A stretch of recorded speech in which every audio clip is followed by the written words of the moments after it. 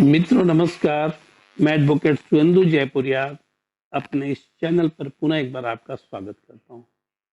मित्रों, जैसा कि आप लोगों को पता है कि मेरा चैनल पूरी तरह से डेडिकेटेड रहा है अभी तक लॉयर्स को ट्रेनिंग देने के लिए, जो प्रैक्टिसिंग लॉयर हैं उनको ट्रेनिंग देने के लिए और उनको प्रोविजंस बतलाने के लिए और प्रोसीजर बतलाने के लिए कि कोर्ट में क्या प्रोविजंस को उनको फॉलो करना है और किस प्रोसीजर के तहत काम करना है। लेकिन आज मैं सीपीसी पर एक जो सीरीज स्टार्ट कर रहा हूँ, सिविल प्रोसीजर कोड 1908 पर जो मैं सीरीज स्टार्ट कर रहा हूँ, ये सीरीज पूरी तरह से डेडिकेटेड है जो लॉ स्टूडेंट हैं उनके लिए और जो सिविल जज का एग्जामिनेशन, जुडिशियल सर्विसेज का एग्जामिनेशन में अपियर होना चाहते हैं उनके लिए। क्योंकि लगातार ये बात मेरे तक आ रही थी, हमारे जो जूनियर्स थे जो जुडिशियल सर्विसेज की तैयारी कर रहे हैं, उनका कहना था कि सर सीपीसी पर एक वीडियो आप ऐसा बनाइए जिसको कि आसानी के साथ हम लोग समझ सकें। मैं जो डेली क्लास ले रहा हूँ अपने लॉयर्स मित्रों के लिए, वो थोड़ा डिफरेंट है। वो पूरी तरह से वह प्रोसीजर पर ही आधारित है, कोर्ट रूम प्रोसीजर पर आधारित है। और यहाँ पर जो सीपीसी जो मैं पढ़ाने जा रहा हूँ वो पूरी तरह से एकेडमिक होगा और ये सारी चीज़ों को इसमें मैं कवर करने की कोशिश करूंगा। जो मैं क्लास लेता हूँ, सिविल प्रोसीजर पर जो क्लास लेता हूँ, वह पूरी तरह से बेस्ड होता है हमारे जो कोर्ट रूम प्रोसीजर है उस पर। कैसे प्रिंट बनाना है, कैसे फाइलिंग करनी है, कैसे उस पर जो समन होगा उसको कैसे उन लोगों को आगे बढ़ाना है, किस ढंग से WS फाइल होगा, इन सारी चीज़ों पर होता है। लेकिन अभी मैं पूरी तरह से प्रोविजंस पर बात करूंगा और साथ ही साथ मैं कोशिश करूंगा कि जो इस पर क्वेश्चन बनते हैं वो भी आप लोगों के कॉग्निजेंस में लाया जाए, आप लोगों को उसकी जानकारी भी दी जाए। मेरी पूरी कोशिश यही रहेगी।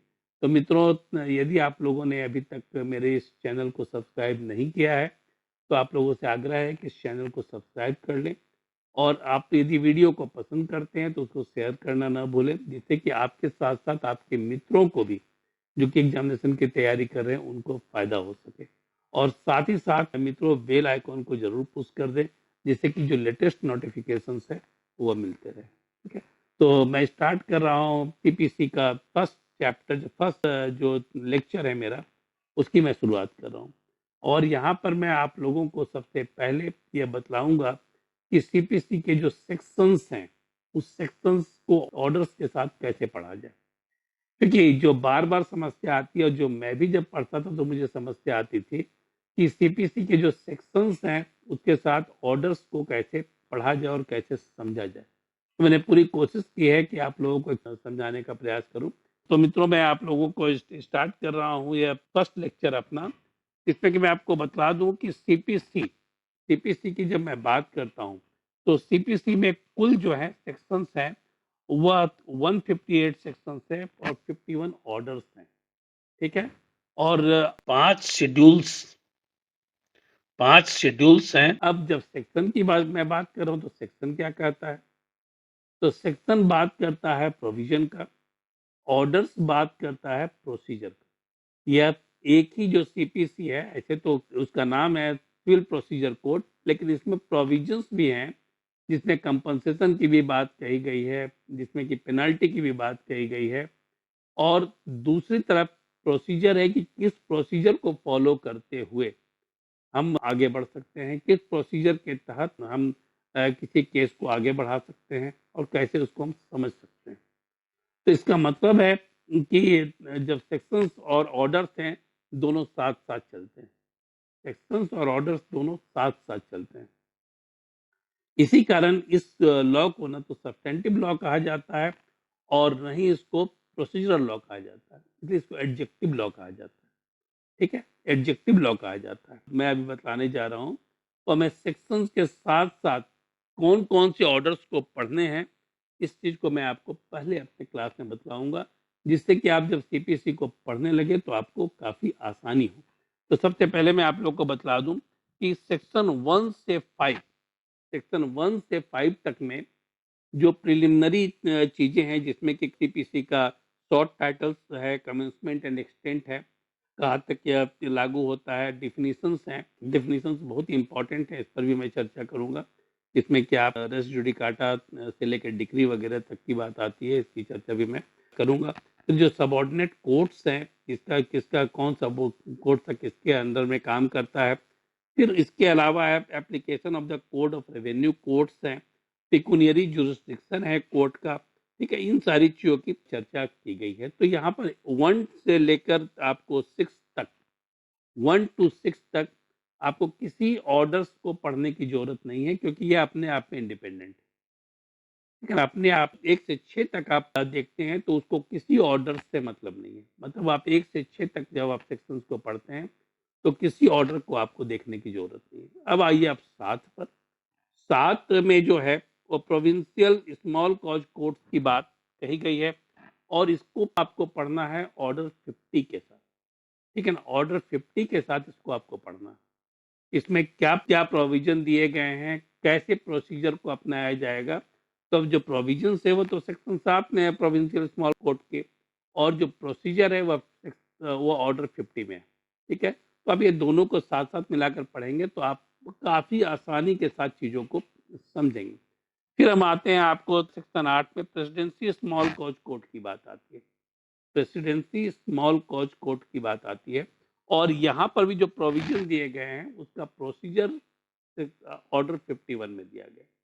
तो आप जब सेक्शन 8 पढ़ते हैं तो उसके साथ साथ आपको ऑर्डर 51 भी पढ़ना होगा, जिससे कि आपको काफी आसानी होगी, ठीक है ना। आप बहुत आसानी के साथ चीजों को समझ पाएंगे। अब आते हैं हम आपको सेक्शन 9, 11, 12, 13 एंड 14। 9, 11, 12, 13 एंड 14, इसमें सूट्स इन जनरल की बात कही गई है। सूट्स इन जनरल की बात कही गई है। तो 9 क्या कहता है, और मैं आपको ये बता दूं कि 9, 11, 12, 13 एंड 14 जो सूट्स इन जनरल है उसमें अभी आपको ऑर्डर्स को नहीं पढ़ना है, क्योंकि इसमें किसी प्रोसीजर की बात नहीं कही गई है। अब इसमें क्या कहा गया है, जब 9 की मैं बात करता हूँ तो कहा क्या गया है। तो 9 में कहा गया courts to try all civil suits unless barred. Civil court को या फिर जो कोर्ट्स हैं उनको किसी भी तरह के सूट को सुनने का अधिकार है, यदि उस पर किसी भी तरह की कोई रोक नहीं लगी हुई हो, किसी भी तरह की कोई रोक नहीं लगी हुई हो, ठीक है। तब आप इस पर सुन सकते हैं, कोई भी कोर्ट इस पर सुन सकता है। जैसे मान लीजिए स्टे ऑर्डर लगा हुआ है तब नहीं सुनेगा, यदि रेस जुडिकाटा एप्लीकेबल है तब भी वह नहीं सुनेगा। और सेक्शन 9 की जब हम बात करते हैं तो मैंने आपको कहा courts to try all civil suits unless barred, कि यदि किसी तरह का कोई रोक नहीं लगा हुआ है किसी केस पर, तो फिर कोर्ट को यह पावर है कि वह किसी भी सूट को सुन सकता है, ठीक है ना। फिर अपने लिमिटेशंस जहां पर उसकी चर्चा तो मैं बाद में करूंगा ही। सेक्शन 10 की जब मैं बात करता हूँ, सेक्शन 10 में क्या है, सेक्शन 10 में आपको स्टे ऑर्डर की बात कही गई है। सेक्शन 10 में स्टे ऑर्डर की बात कही गई है, और स्टे ऑर्डर जो है उसको आपको ऑर्डर 39 के साथ पढ़ना है। स्टे ऑर्डर का प्रोविजन है, लेकिन वह कैसे उसको उसके प्रोसीजर को फॉलो किया जाएगा, कैसे उसको कराया जाएगा, किस परिस्थिति में कराया जाएगा, कौन कौन से कंडीशंस उस पर एप्लीकेबल होंगे, उसकी चर्चा वह 39 में की गई, ठीक है ना, 39 में की गई है। अब मैं आता हूं आपको जो सेक्शंस हैं वो 15 से लेकर 25 तक, 15 से लेकर 25 तक। 15 से 25 से पहले कुछ और भी हैं, जैसे आपको 11 में रेस जुडिकाटा है। रेस जुडिकाटा में आपको किसी भी ऑर्डर को फॉलो नहीं करना है। बार टू फर्दर सूट है, इसमें भी किसी भी ऑर्डर के साथ आपको नहीं पढ़ना, ये इंडिपेंडेंटली आप सेक्शंस को पढ़िए। फिर आप 13 में है when foreign judgment not conclusive, यह भी किसी ऑर्डर के साथ आपको नहीं पढ़ना है, या आप इसको इंडिपेंडेंटली देखिए और समझिए। और 14 में जो है presumption as to the foreign judgment, ठीक है ना। फॉरेन जजमेंट को लेकर जो प्रिजम्पशन है उसको भी आपको किसी ऑर्डर के साथ नहीं पढ़ना है, ठीक है। तो यह तो हुआ आपका जो मैंने कहा कि 9 से लेकर 14 तक की बात मैंने कही। और अब आता है 15 से 25, सेक्शन 15 से 25 तक में, जिसमें कि आपको कहा गया है प्लेस ऑफ सुइंग, कहाँ पर यह केस को लड़ा जाएगा, किस केस को उस कोर्ट में सुना जाएगा, कौन सा स्थान होगा, किसके जुरिस्डिक्शन में आएगा, ये प्लेस ऑफ स्विंग की बात आती है, जो 15 से 25 तक में कहा गया है। इसमें पूरा डिटेल दिया गया है कि कोर्ट में शूट होगा, इन सारी चीज़ों की चर्चा की गई है 15 से 25 तक में, और मैं डिटेल में इन सारी चीज़ों की बात तो मैं करूंगा। इसमें भी आपको किसी भी ऑर्डर को फॉलो नहीं करना है, किसी भी ऑर्डर के साथ इसको आपको नहीं पढ़ना है। Make it A point. यहाँ पर मैं आपको क्लियर कर देना चाहता हूँ कि इसको किसी भी ऑर्डर के साथ आपको नहीं पढ़ना है। ठीक है? अब मैं आता हूँ आगे आपको सेक्शन 26 पर, जिसमें कि इंस्टीट्यूशन ऑफ द सूट की बात कही गई है। सेक्शन 26 जिसमें इंस्टीट्यूशन ऑफ सूट की बात कही गई है, जिसमें कि आपको जो पढ़ना है वह ऑर्डर्स जो उसके साथ है 26 के साथ, वह है ऑर्डर 1, 2, 3, 4, 6 एंड 7। मैं फिर रिपीट कर रहा हूँ। ऑर्डर्स है 1, 2, 3, 4, 6 एंड 7। इसके साथ आपको पढ़ना है सेक्शन 26 को, जिसमें इंस्टीट्यूशन ऑफ द सूट की बात कही गई है। ठीक है? यहाँ पर जब बात करता हूँ 1, 2, 3, 4, 6, 7 पर, तो इसमें क्या क्या कहा गया है इसको आप जान लीजिए। ठीक है? जैसे कि आप पार्टी टू द सूट क्या होगा, मैं पार्टी टू द सूट पर भी क्लास लूंगा ही। फ्रेम ऑफ द सूट कैसे होगा, रिकॉग्नाइज एजेंट एंड प्लीडर्स कौन होंगे, इंस्टीट्यूशन ऑफ सूट कैसे होगा, issue and service of summons कैसे होगा, प्लीडिंग्स जनरली कैसे बनेगी, और साथ ही साथ उसमें आपको प्लेंट जो होता है, जो कि पूरी ड्राफ्टिंग होती है, जो पूरा सूट होता है, तो प्लेंट को किस रूप में पेश किया जाएगा, किस रूप में तैयार किया जाएगा। ठीक है? तो ये सब की डिटेल में मैं चर्चा करूंगा। आज मैं सेक्शंस और ऑर्डर्स की बात यहाँ पर कर रहा हूँ। तो अब आता है आपका सेक्शन 27। सेक्शन 27 जिसमें कि समन्स टू डिफेंडेंट की बात कही गई। डिफेंडेंट कौन होता है? जो केस फाइल करता है वह तो प्लेंटिफ होता है। जिसने केस को फाइल किया वह प्लेंटिफ है। और जिस पार्टी के ऊपर केस दर्ज किया गया है, जिसको कि अपने केस को डिफेंड करना है, जिसको कि जिसको आप जो उसके ऊपर आरोप लगाए गए हैं उसको डिफेंड करना है, उसको हम डिफेंडेंट के नाम से जानते हैं। ठीक है ना? उसको हम डिफेंडेंट के नाम से जानते हैं। तो प्लेंटिफ कौन है? फर्स्ट पार्टी जिसने केस किया है। और डिफेंडेंट कौन है? सेकंड पार्टी जिसके ऊपर केस हुआ है, जिसके ऊपर सूट फाइल हुआ है। ठीक है ना? एक जिसने सूट को दायर किया है वह प्लेंटिफ है, और जिसके ऊपर उसने दायर किया है वह डिफेंडेंट है। यह जो बात कहा गया है कि समन्स टू डिफेंडेंट, मतलब जब केस फाइल होता है, तो फाइल होने के बाद जब सूट फाइल होता है तो डिफेंडेंट को नोटिस भेजी जाती है, समन भेजा जाता है, जिससे कि वो अपने आप को अपना डिफेंस ले सके। इसको क्या आप ऑर्डर 5 के साथ इसको पढ़ना है। इसको ऑर्डर 5 के साथ पढ़ना है, जिसमें कहा गया कैसे समन इशू किया जा सकता है, किस ढंग से उसको सर्व किया जा सकता है, इन सारी चीजों की चर्चा की गई। अब मैं आता हूँ सेक्शन 28।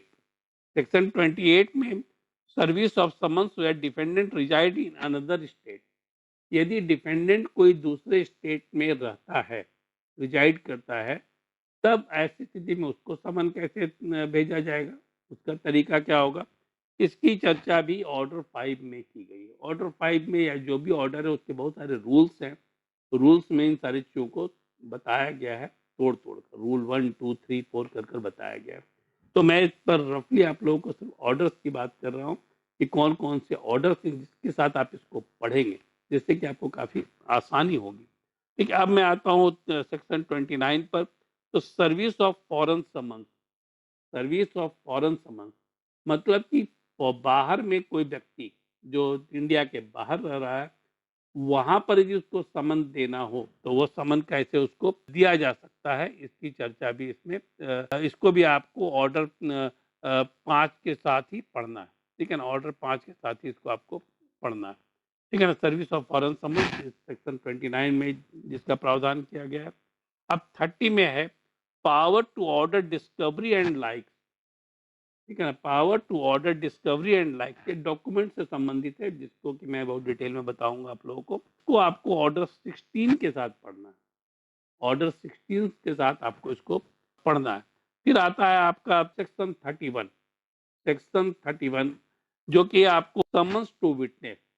अभी मैंने डिफेंडेंट के समन की बात कही थी कि उसको समन देना है, लेकिन विटनेस को कैसे पता चलेगा कि उसको कोर्ट में हाजिर होना है, तो उसको भी समन इशू होगा।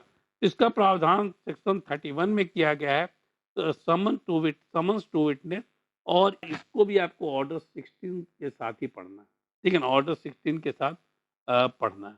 और 32 में आता है पेनाल्टी फॉर डिफॉल्ट। यदि कोई डिफॉल्ट करता है, ठीक है ना, कोई डिफॉल्ट करता है, तब ऐसी स्थिति में केस में यदि डिफेंडेंट डिफॉल्ट कर रहा है या कोई डिफॉल्ट कर रहा है, विटनेस कर रहा है, तब उसको भी हम 16 के साथ ही ऑर्डर 16 के साथ पढ़ते हैं, मतलब 32 को फिर 16 के साथ, 16 दूनी 32, यदि आप ऐसे याद रखिए। तो सेक्शन 32 को हम ऑर्डर 16 के साथ पढ़ेंगे तो हम प्रोविजन भी समझेंगे और ऑर्डर्स को भी समझेंगे। अब मैं आता हूं आपको सेक्शन 33 में, जिसमें कि जजमेंट एंड डिक्री की बात कही गई है। जजमेंट एंड डिक्री की बात कही गई है, ठीक है। तो जजमेंट एंड डिक्री की जो बात कही गई है उसको आपको ऑर्डर 20 और 20 एक 20 एंड 20 ए, ठीक है ना, 20 एंड 20 ए, 20 का ही ए। तो आपको यहाँ 33 जो सेक्शंस हैं उसको आपको जिसमें जजमेंट एंड डिक्री की बात कही गई है, प्रोविजन किया गया, उसको 20 एंड 20 ए के साथ पढ़िएगा ऑर्डर्स के साथ, तो आप उससे बेहतर तरीके से समझ पाइएगा और सिंपल तरीके से समझ पाइएगा, ठीक है। अब आता है आपका सेक्शन 36 से लेकर सेक्शन 74 तक। सेक्शन 36 से लेकर सेक्शन 74, जिसमें कि आपको एग्जीक्यूशन की बात कही गई। कोई ऑर्डर होता है तो उसको एग्जीक्यूट भी कराना होता है, तो उसके एग्जीक्यूशन की बात कही गई है।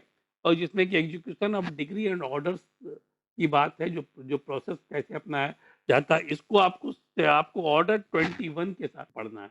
सेक्शन 36 से लेकर सेक्शन 74 तक आपको ऑर्डर 21 के साथ पढ़ेंगे, तो यहाँ पर प्रोविजन भी आपको मिलेगा एग्जीक्यूशन का, और execution of degree and orders पे उसका एग्जीक्यूशन कैसे होगा, यह भी आपको प्रोसीजर क्या अपनाया जाएगा, यह भी आप लोगों को पता चलेगा। तो दोनों को साथ साथ साइमल्टेनियसली पढ़ते हैं। सेक्शंस को पहले पढ़ लीजिए, फिर ऑर्डर को पलटिए और पढ़िए, तो आप देखेंगे कि आपको तुरंत ही याद होगी चीजें, आपको तुरंत ही याद होगी। और उस पर से संबंधित जो नोट्स है आप बनाते चलिए, जो ऑब्जेक्टिव क्वेश्चन है उसको तैयार करते चलिए, तो आपके लिए काफ़ी आसानी होगी। आप जब ऑब्जेक्टिव क्वेश्चंस को, मल्टीपल चॉइस क्वेश्चंस को भी साथ साथ देखते चलेंगे या फिर खुद बनाते चलेंगे, तो आप जब प्रीलिम्स का एग्जामिनेशन देने जाएंगे तो वहाँ पर मल्टीपल चॉइस क्वेश्चन में आपको दिक्कत नहीं आएगी। और साथ ही साथ आप नोट्स बनाते यदि चलेंगे, ठीक है, तो आपको जो मेंस का एग्जामिनेशन होगा उसमें आपको दिक्कत नहीं आएगी, ठीक है।